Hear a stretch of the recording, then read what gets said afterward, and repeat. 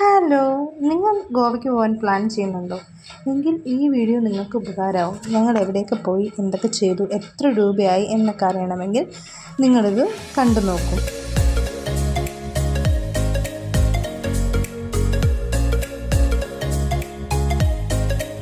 4 ഡേയും 3 നൈറ്റുമായിട്ടൊരു ട്രിപ്പായിരുന്നു. Maximum ഞങ്ങൾ ബഡ്ജറ്റായിട്ടാണ് ഞങ്ങളത് ചെയ്തത്. ഞങ്ങളൊരു ഫാമിലി ആയിട്ടാണ് പോകുന്നത്. ഏകദേശം ഒരു 3 മണിക്ക് ഗോവയിലോട്ട് എറണാകുളത്ത് നിന്ന് ട്രെയിൻ ഉണ്ടായിരുന്നു. ഞങ്ങൾ ട്രെയിനിലാണ് പോയത്. ഏകദേശം ഒരു 12 മണിക്കൂർ കഴിഞ്ഞിട്ട് ഞങ്ങൾ ഗോവയിലെത്തി. ഗോവയിലെ മഡ്ഗോവനിലാണ് ഞങ്ങൾ ചെന്നുപെട്ടത്. കാരണം ഇത് നോർത്ത് ഗോവയുടെയും സൗത്ത് ഗോവയുടെയും ഇടയിലുള്ളൊരു സ്ഥലമാണ്. അപ്പോൾ ഞങ്ങൾ ഏകദേശം രാവിലെ 4 മണിയായപ്പോൾ മഡ്ഗോവൻ റെയിൽവേ സ്റ്റേഷനിലെത്തി. അതിനുശേഷം ഞങ്ങൾക്ക് എന്ത് ചെയ്യണമെന്ന് അറിയാൻ മേലാത്തൊരവസ്ഥയായി. കാരണം കാർ റെൻറ്റിനെടുക്കണം. കാറിൽ ഗൂഗിൾ മാപ്പിലൊക്കെ നോക്കിയിട്ട് കാർ റെൻറ്റിനുള്ള ആളുകളെയൊക്കെ വിളിച്ചു. പലരും 4 മണി ആയതുകൊണ്ട് ഫോൺ എടുക്കുന്നില്ല. അവസാനം ഞങ്ങൾക്ക് കാർ റെൻറ്റിന് കിട്ടി. പെർ ഡേ 1200, പിന്നെ അഡ്വാൻസ് 3000 രൂപ. അത് നമുക്ക് തിരിച്ചു കിട്ടും. നമ്മൾ ബലനോ ആയിരുന്നു എടുത്തിരുന്നത്. അത്യാവശ്യം സ്ക്രാച്ചസ് ഒക്കെ ഉണ്ടായിരുന്നു. നമ്മളതിൻ്റെയൊക്കെ വീഡിയോ എടുക്കണം, അല്ലെങ്കിൽ വേറെ എന്തെങ്കിലും പൊട്ടലിന് നമ്മൾ പേ ചെയ്യേണ്ടി വരും. ഈ ഒരു ആൾക്കാർ അത്യാവശ്യം നല്ല ആൾക്കാരായിരുന്നു.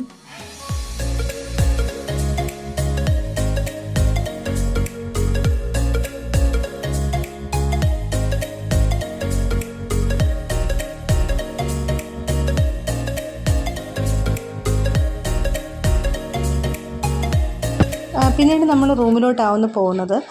കമ്പനി വക റൂമെല്ലാം ഫ്രീ ആയിരുന്നു. ഇത് പോകുന്ന വഴിയെല്ലാം സത്യത്തിൽ കേരളം ആയിട്ട് തന്നെയാണ് തോന്നിയത്. കാലാവസ്ഥയായാലും അതുപോലെ അതിന് ചുറ്റുപാടുമൊക്കെ ആയാലും അങ്ങനെയാണ് തോന്നിയത്.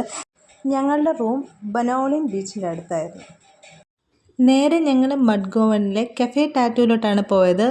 ഇന്ത്യൻ ക്രിക്കറ്റ് പ്ലെയർ സച്ചിൻ തെണ്ടുൽക്കറിൻ്റെ ഒരു വീഡിയോ കണ്ടിട്ടാണ് പോയത്. Puri, banana bun, Baji, banana puri, ഇതെല്ലാം ഞങ്ങൾ അവിടെ നിന്ന് ട്രൈ ചെയ്തു.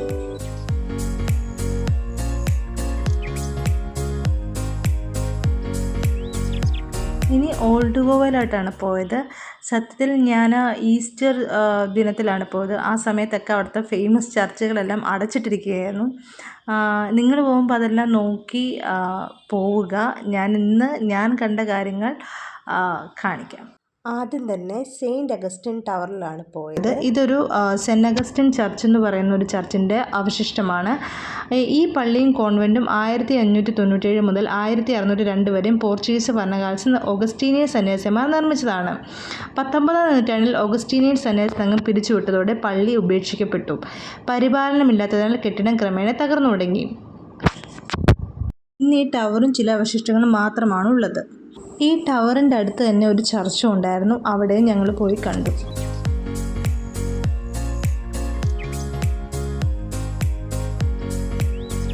പിന്നെ ഞങ്ങൾ പോയത് ആർക്കിയോളജിക്കൽ മ്യൂസിയത്തിലും അതിനടുത്തുള്ള സെൻറ്റ് ഫ്രാൻസിസ് ചർച്ചിലുമാണ്.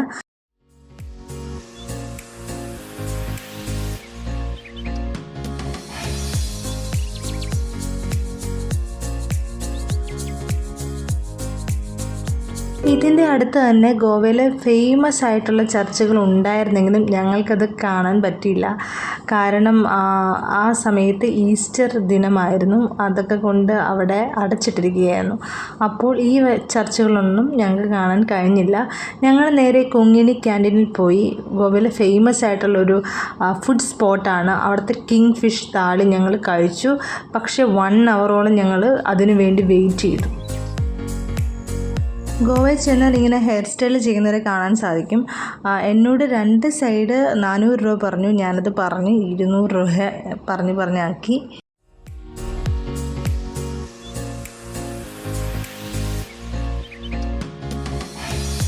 ഇത് ഗോവയിലെ ഫേമസ് ആയിട്ടുള്ളൊരു ചർച്ചാണ്. പല ഫിലിംസിലും ഈ ഒരു ചർച്ച് കാണാൻ സാധിക്കും.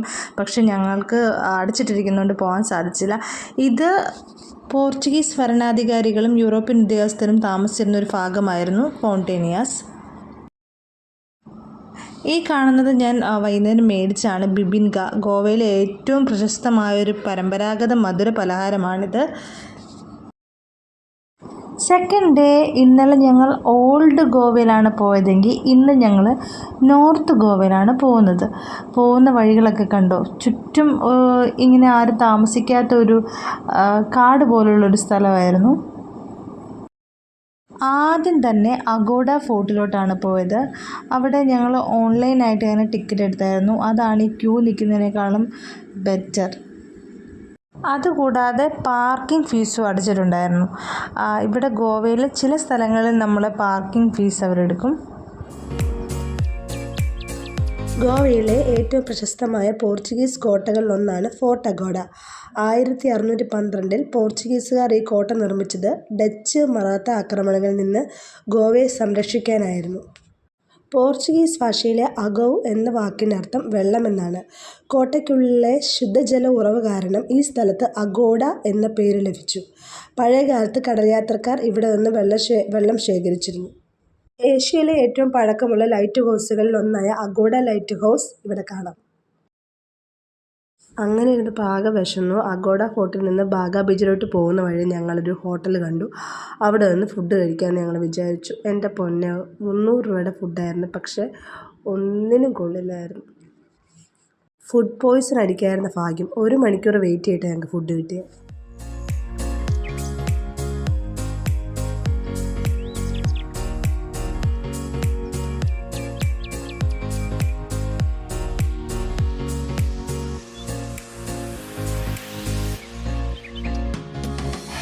അങ്ങനെ ഞങ്ങൾ ബാഗ ബീച്ചിലെത്തി. സ്വർണ്ണ നിറമുള്ള മണൽത്തീരവും തിരമാലകളുടെ സൗന്ദര്യവും സാഹസിക വാട്ടർ സ്പോർട്സും കൊണ്ട് വിനോദസഞ്ചാരികളെ ആകർഷകമാക്കുന്ന ഗോവയിലെ പ്രശസ്തമായ കടൽത്തീരമാണ് ബാഗ ബീച്ച്. പകൽ പ്രകൃതി ഭംഗിയും രാത്രി ആഘോഷങ്ങളുടെ ചലനവും ഒരുമിക്കുന്ന സ്ഥലമാണിത്.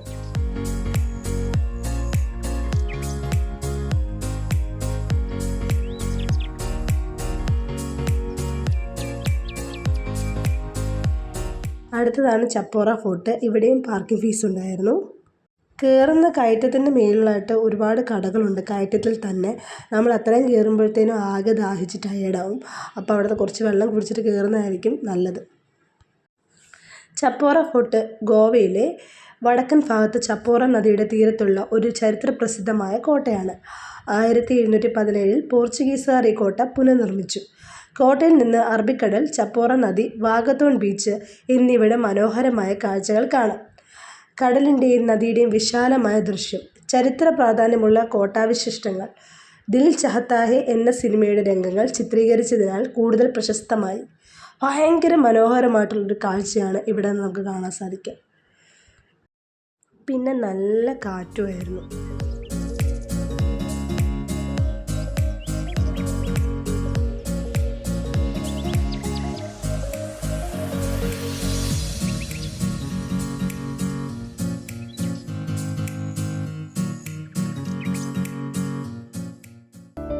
ആ കാണുന്നത് കണ്ടോ, അതാണ് വാഗത്തോൺ ബീച്ച്.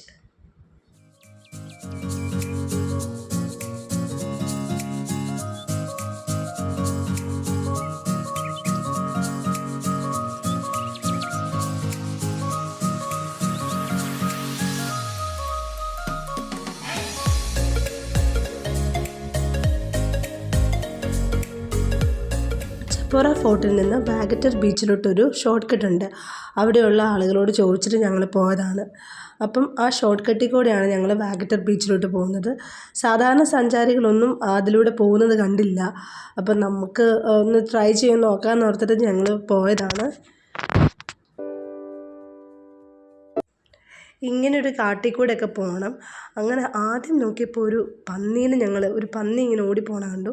പിന്നെ രണ്ടാമത് വീണ്ടും നടന്നപ്പോൾ അവിടെ കണ്ടു പൊടിയെല്ലാം ഇങ്ങനെ പറക്കണം. തിരിച്ച് ഞങ്ങൾ ഓടി. പിന്നെ ഞങ്ങളിങ്ങനെ നോക്കിയപ്പോൾ അതിൽ കൂടെ ഒരു കാളയാണെന്ന് തോന്നുന്നു ഇങ്ങനെ വരുന്നുണ്ട്, മന്ദം.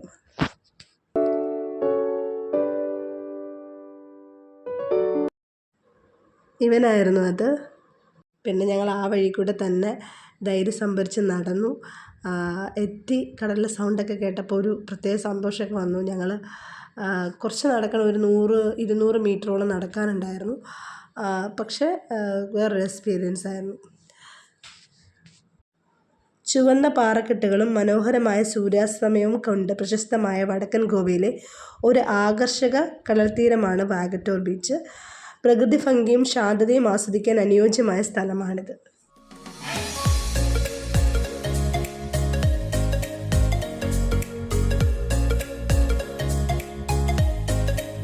അടുത്തത് ഞങ്ങൾ പോയത് അഞ്ജുന ബീച്ചിലായിരുന്നു. അത് വേറൊരു വൈബായിരുന്നു. സാധാരണ ബാഗ ബീച്ചിനേക്കാളും വാഗട്ടർ ബീച്ചിനെ പോലെ അല്ലായിരുന്നു. ഒരു ഡിഫറെൻറ്റ് വൈബ്, ഒരു നൈറ്റ് ലൈഫ് വൈബായിരുന്നു അവിടെ. പ്രകൃതി ഭംഗിയും ചരിത്ര പ്രസിദ്ധമായ ഹിപ്പി സംസ്കാരവും നിറഞ്ഞ ഗോവയിലെ പ്രശസ്തമായ കടൽത്തീരമാണ് അഞ്ജുന ബീച്ച്. മനോഹരമായ കടൽ കാഴ്ച, ഫ്ലീ മാർക്കറ്റ്, സൂര്യാസ്തമയം ഒക്കെ ഇവിടെയുണ്ട്.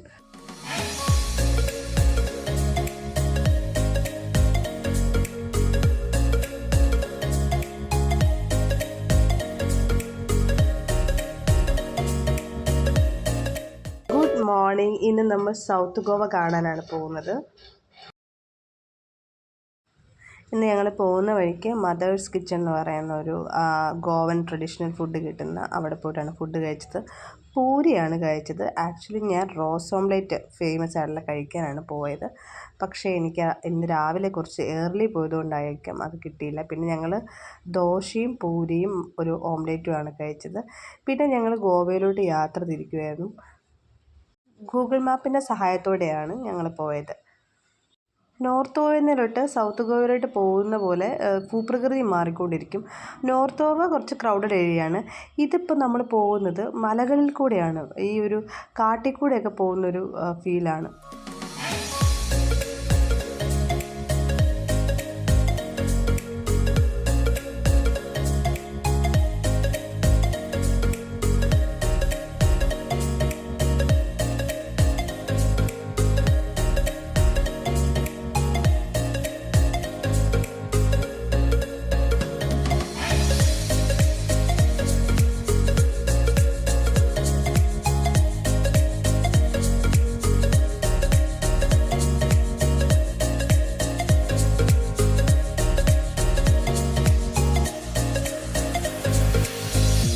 ഏകദേശം 1 മണിക്കൂർ ആ കാട്ടിൽ കൂടെ സഞ്ചരിച്ചിട്ടാണ് പാലോളം ബീച്ചിലെത്തിയത്.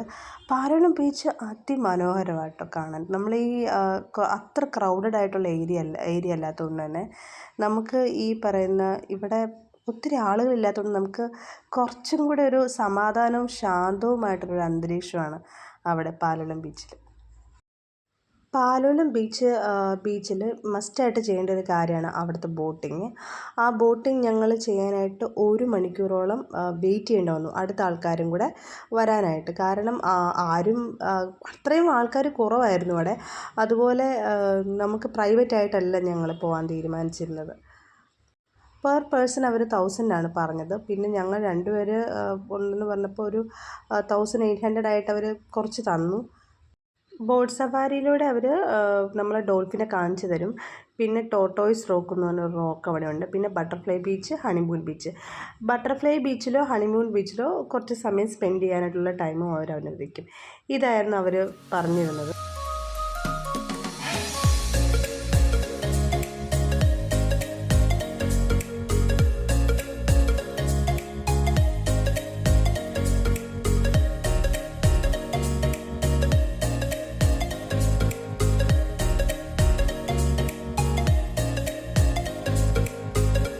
ഇപ്പോൾ ഡോൾഫിനെ കാണാനായിട്ട് ബോട്ട് കുറച്ച് നേരം നിർത്തിയിട്ടിരിക്കുകയാണ്. പിന്നെ അവിടെ ഒരു ഡോൾഫിൻ്റെ എന്തോ വാല് പോലെ എന്തോ കണ്ടു, അല്ലാതെ ഒരു മിന്നായം പോലെ, അല്ലാതെ പ്രത്യേകിച്ചൊന്നും കണ്ടില്ല. അങ്ങനെ 2 വട്ടം കണ്ടു എന്നല്ലാതെ. പിന്നെ ഏർലി മോർണിംഗ് വരുവാണെങ്കിൽ ഡോൾഫിനെ കുറച്ചുകൂടെ കാണാമെന്ന് പറയുന്നത് കേട്ടു.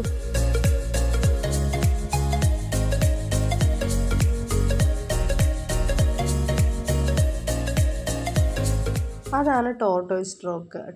ടോർട്ടോയ്സിൻ്റെ ഷേപ്പൊക്കെ ഉള്ളൊരു റോക്കാണ്, നാച്ചുറൽ റോക്ക്.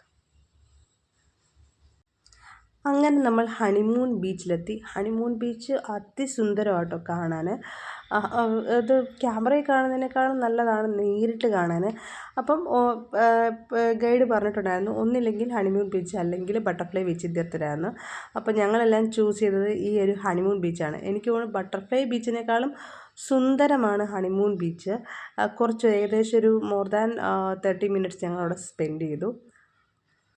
ഇതാണ് ബട്ടർഫ്ലൈ ബീച്ച്. ഈ ബട്ടർഫ്ലൈയുടെ ആകൃതിയിൽ കണ്ടോ, ആ 2 മൗണ്ടെയിനും കാണാനായിട്ട് ഈ ബട്ടർഫ്ലൈ ആകൃതിയിലല്ല ഇരിക്കുന്നത്. അതുകൊണ്ടാണ് ബട്ടർഫ്ലൈ എന്ന് പറയുന്ന ഒരു പേര് വന്നെന്നാണ് അറിഞ്ഞത്. ചിലർ പറയുന്നു ഒരു കാലത്ത് ഇവിടെ ഒത്തിരി ബട്ടർഫ്ലൈസ് ഉണ്ടായിരുന്നുകൊണ്ടാണ് ആ പേര് വന്നതെന്ന് പറയുന്നു, അറിയില്ല. ആ പാലോളം ബീച്ചിൽ കണ്ടോ, മൗണ്ടെയിൻ, തെങ്ങ്, ബീച്ച്, വളരെ അതിസുന്ദരമായിട്ടൊരു കാഴ്ചയായിരുന്നു അത്. അപ്പോൾ നമ്മുടെ പാലോളം ബീച്ചിൻ്റെ ഒരു വ്യൂ ആണ് ഇത്.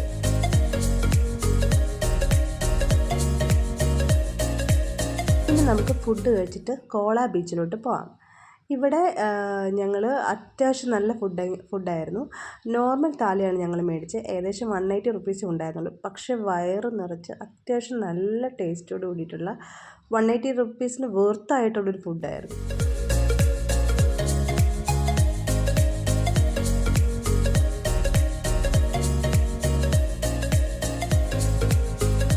ഇതുപോലെ കോല ബീച്ചിലോട്ട് കാടും മലയും കടന്ന് ഞങ്ങൾ പോയി. ഗൈസ്, നമുക്ക് കോള ബീച്ച് കാണാൻ സാധിച്ചില്ല. കാരണം അവിടെ ഒരു പാർക്കിംഗ് ഏരിയ ഉണ്ട്. അവിടെ നമ്മൾ പാർക്ക് ചെയ്തിട്ട് നമ്മൾ അവിടുത്തെ വണ്ടിയിൽ വേണം കോള ബീച്ചിലോട്ട് പോകാൻ. അപ്പം പാർക്കിംഗ് ഫീസിൽ കൊടുക്കുകയും വേണം. അതുകൂടാതെ നമ്മൾ അവിടുത്തെ വണ്ടിക്ക് വേണ്ടിയിട്ട് പെർ പേഴ്സൺ അങ്ങോട്ടും ഇങ്ങോട്ടും 200 രൂപ വെച്ച്, 2 പേരുണ്ടെങ്കിൽ 400 രൂപ കൊടുത്ത് നമ്മൾ ബീച്ചിൽ പോകണം. അപ്പോൾ അത് ഞങ്ങൾക്കൊരു വെർത്തായിട്ട് തോന്നിയില്ല. ചിലപ്പോൾ കോള ബീച്ച് കാണുമ്പോൾ നമുക്ക് തോന്നിയേക്കാം, പക്ഷെ ഞങ്ങൾ അവിടെ കയറിയില്ല. ഞങ്ങൾ ഇവിടെ കബോഡി രാമ ഫോർട്ടിലോട്ടാണ് പോയത്.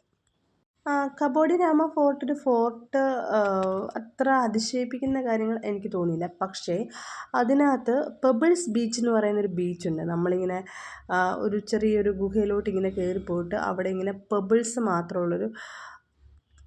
Pebbles തീരത്തുള്ളൊരു beach. അതിങ്ങനെ താഴെയാണ്.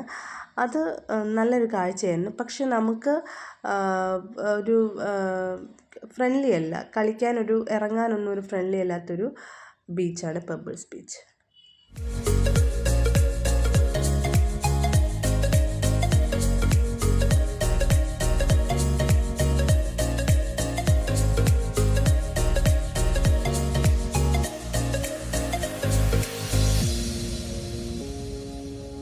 ബീച്ചിലോട്ട് നോക്കുമ്പം കണ്ടിട്ടും മതിയാവുന്നില്ല, അത്രയ്ക്ക് സുന്ദരിയായിരുന്നു.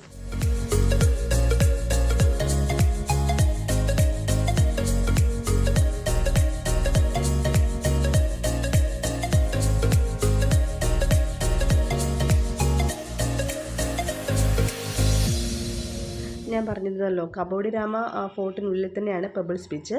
അപ്പോൾ കടലിന് മുകളിലുള്ള ഉയർന്ന പാറക്കെട്ട് സ്ഥിതി ചെയ്യുന്ന പുരാതന കോട്ടയാണിത്. രാമായണവുമായി ബന്ധപ്പെട്ട ഒരു വിശ്വാസമുണ്ട്. ശ്രീരാമനും സീതയും വനവാസകാലത്ത് ഇവിടെ താമസിച്ചിരുന്നുവെന്നാണ് പ്രാദേശിക കഥ. അതിനാലാണ് ഈ സ്ഥലത്തിന് കബോഡി രാമ എന്ന പേര് ലഭിച്ചെന്ന് കരുതപ്പെടുന്നു. പിന്നീട് പോർച്ചുഗീസുകാർ കോട്ട പുതുക്കിപ്പണിതു. ഇന്നും പഴയ മതിലുകൾ, പീരങ്കികൾ, ഒരു ചെറിയ പള്ളി എന്നിവ ഇവിടെ കാണാം. ഇവിടെ നിന്ന് അറബിക്കടലിൻ്റെയും പാറക്കയങ്ങളുടെയും അതിമനോഹരമായ കാഴ്ച കാണാം. ഈ കബോഡി രാമ എന്ന് ഞാൻ പറയുന്ന പ്രൊനൗൺസിയേഷൻ കറക്റ്റാണോന്ന് എനിക്കറിയില്ല. കബോഡി രാമ അങ്ങനെ എന്തോ ആണ് പറയുന്നത്. ശരിക്കും എൻ്റെ പ്രൊനൗൺസിയേഷൻ ശരിയാണോന്ന് എനിക്കറിയില്ല കേട്ടോ. അതിനടുത്ത് തന്നെയാണ് കബോഡി രാമ ബീച്ച്. നല്ല രസമുള്ളൊരു ബീച്ചായിരുന്നു ഈ കബോഡി രാമ ബീച്ച്. വണ്ടിയുടെ പാർക്കിംഗ് ഒക്കെ കുറച്ച് കോംപ്ലിക്കേഷൻ ആയിരുന്നു. നിർത്താനുണ്ട്, പക്ഷെ വഴി അത്ര സുഖമുള്ളൊരു വഴിയല്ലായിരുന്നു. ഇതുപോലെ നമ്മൾ സ്റ്റെപ്പ് ഇറങ്ങിയിട്ട് വേണം ബീച്ചിൽ പോകാൻ. ബീച്ചുണ്ട്, ഇതുപോലെ കുറച്ച് വെള്ളം കെട്ടിയിട്ടുണ്ട്. നമ്മൾ ബീച്ചിൽ ഇറങ്ങിയില്ല, നമ്മൾ ഒത്തിരി ബീച്ചിൽ ഇറങ്ങിയുണ്ട്. ഈ ഒരു സ്ഥലത്ത് പോയിട്ട് ഞങ്ങൾ കുറച്ച് നേരം വെള്ളത്തിൽ കളിച്ചു, പിന്നെ കയാക്കിങ് ചെയ്തു. നല്ല എക്സ്പീരിയൻസ് ആയിരുന്നു.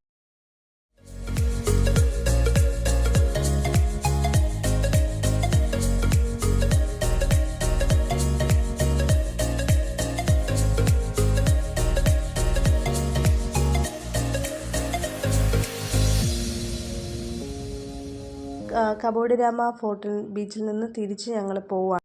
നൈറ്റ് ഞങ്ങൾ ചിക്കൻ വിന്താലു റൊട്ടിയാണ് കഴിച്ചത്. പക്ഷേ എനിക്ക് വിന്താലു അത്ര ഇഷ്ടമായില്ല.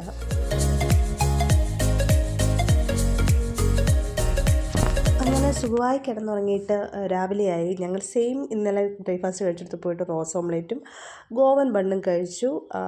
നല്ല ടേസ്റ്റ് ഉണ്ടായിരുന്നു കേട്ടോ. ലാസ്റ്റ് ഡേ ഞങ്ങൾ ബെനോലിം ബീച്ചിലാണ് പോയത്. ഞങ്ങളുടെ താമസിച്ചിരുന്ന അടുത്ത് തന്നെയായിരുന്നു. അപ്പോൾ രാവിലെ തന്നെ അവർ കുറേ അയലയൊക്കെ ഇട്ടിട്ട് വിൽക്കുന്ന കാണാൻ പറ്റും, മത്സ്യബന്ധന തൊഴിലാളികൾ.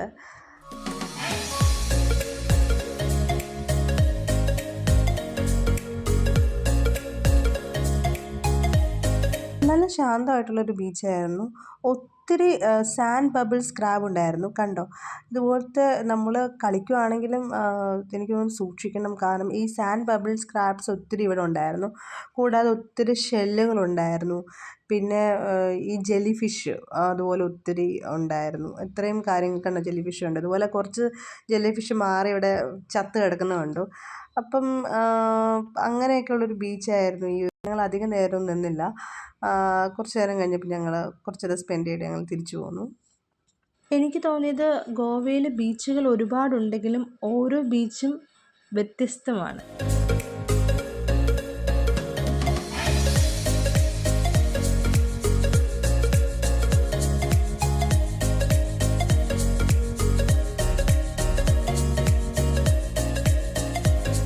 ഈ സാൻഡ് ബബിൾ സ്ക്രാബ്സ് ഉണ്ടാക്കി വെച്ചിരിക്കുന്ന സാൻഡ് ബബിളാണ് അവിടെ കാണാൻ പറ്റിയത്.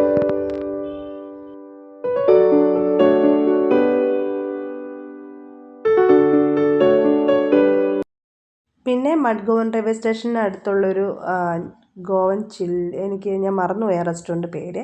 അവിടെ പോയിട്ട് ഞങ്ങൾ ഫുഡ് കഴിച്ചു. അത്യാവശ്യം നല്ല ഫുഡ് ഉണ്ടായിരുന്നു. ക്രാബ്സ് ഉണ്ടായിരുന്നു, പ്രോൺസ് ഉണ്ടായിരുന്നു, അതുപോലെ കിങ് ഫിഷ് താലി ആയിരുന്നു, കുങ്കും ഉണ്ടായിരുന്നു. ഇതെല്ലാം ഞങ്ങൾ കഴിച്ചു. ഞങ്ങൾ ഈ കാറ് റെൻറ്റിനെടുത്ത് തിരിച്ചു കൊടുത്തു. അവർ നമ്മളോട് വളരെ നന്നായിട്ട് സഹകരിച്ചു. ഞങ്ങൾ അങ്ങനെ തിരിച്ച് ഞങ്ങളുടെ നാട്ടിൽ പോവാണ്. ഗോവയിൽ മസ്റ്റായിട്ട് കഴിക്കേണ്ട സാധനമാണ് ഗോവൻ ഫിഷ് താലി. അത് കിങ് ഫിഷോ അല്ലെങ്കിൽ പ്രോൺസോ ഒക്കെ ആണെങ്കിൽ ഭയങ്കര നല്ലതായിരിക്കും. ഉച്ച സമയത്ത് ഈ ഗോവൻ ഫിഷ് താലി കഴിക്കാൻ ശ്രമിക്കുക. ഡിന്നറിന് ഞങ്ങൾ ചപ്പാത്തിയുടെ കൂടെ അവിടുത്തെ സ്പെഷ്യൽ ഗോവൻ ഒതൻറ്റിക് കറി മേടിക്കുമായിരുന്നു. ഒത്തിരി കറികളുണ്ട്. ഞാൻ കഴിച്ചത് ചിക്കൻ സക്കൂട്ടി. അത് കറി കോക്കനട്ടും പോപ്പി സീഡ്സ് കൊണ്ടൊക്കെ ഉണ്ടാക്കിയ അടിപൊളി കറിയായിരുന്നു. പിന്നെ വിന്താലു, അത് നമുക്ക് പോർക്കിലും ചിക്കനും ഒക്കെ അവൈലബിൾ ആണ്. ഞങ്ങൾ ചിക്കനാണ് മേടിച്ചത്. അതിലൊരു പുളിരസമുള്ളൊരു വിന്താലുമാണ് എനിക്ക് കിട്ടിയത്. പിന്നെ സോർപ്പട്ടൽ, അതൊരു പോർക്ക് കറിയാണ്. പിന്നെ ചിക്കൻ കാഫ്രേൽ, അതൊരു green herb and spice paste ആയിട്ടുള്ളൊരു ഗ്രീൻ കളർ ഒരു ചിക്കൻ ഇതായിരുന്നു. ബ്രേക്ക്ഫാസ്റ്റ് ആയിട്ട് ഞാൻ റോസ് ഓംലേറ്റ്, സന്നാസ് എനിക്ക് കഴിക്കാൻ പറ്റിയില്ല. പക്ഷേ അത് ഒരു ഇഡ്ഡലി മോഡലുള്ളൊരു ഗോവൻ ബണ്ണാന്ന് കേട്ടിട്ടുണ്ട്. പിന്നെ പൂരി ബാജി കഴിച്ചു, ബനാന ബൺ, ഗോവൻ ചോറിസോ. അത് ഒരു ചോറിസോ ഒരു സോസേജാണ്. ആ സോസേജ് മസ്റ്റായിട്ട് ട്രൈ ചെയ്യണം. എനിക്ക് ട്രൈ ചെയ്യാൻ പറ്റിയില്ല.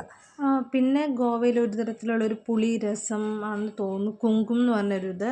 അതുപോലെ ബിബിൻക, അതൊരു സ്വീറ്റായിട്ടുള്ളൊരു പലഹാരമാണ്. അതുകൂടാതെ വേറെയും സ്വീറ്റായിട്ടുള്ള പലഹാരങ്ങൾ ഗോവയിലുണ്ട്, എല്ലാം തേങ്ങാപ്പാലിലൊക്കെ ഉണ്ടാക്കിയത്. അത് നമുക്ക് ട്രൈ ചെയ്യാം. ഇതിൽ ടോട്ടൽ എക്സ്പെൻസ് ആയത് 27,000 ആണ്. അതിൽ പാരാഗ്ലൈഡിങ് ഞങ്ങൾ ചെയ്തില്ല. റൂം കംപ്ലീറ്റ്ലി ഫ്രീ ആയിരുന്നു, കമ്പനി വകയായിരുന്നു. അതുപോലെ നൈറ്റ് ലൈഫ് എക്സ്പ്ലോർ ചെയ്തില്ല.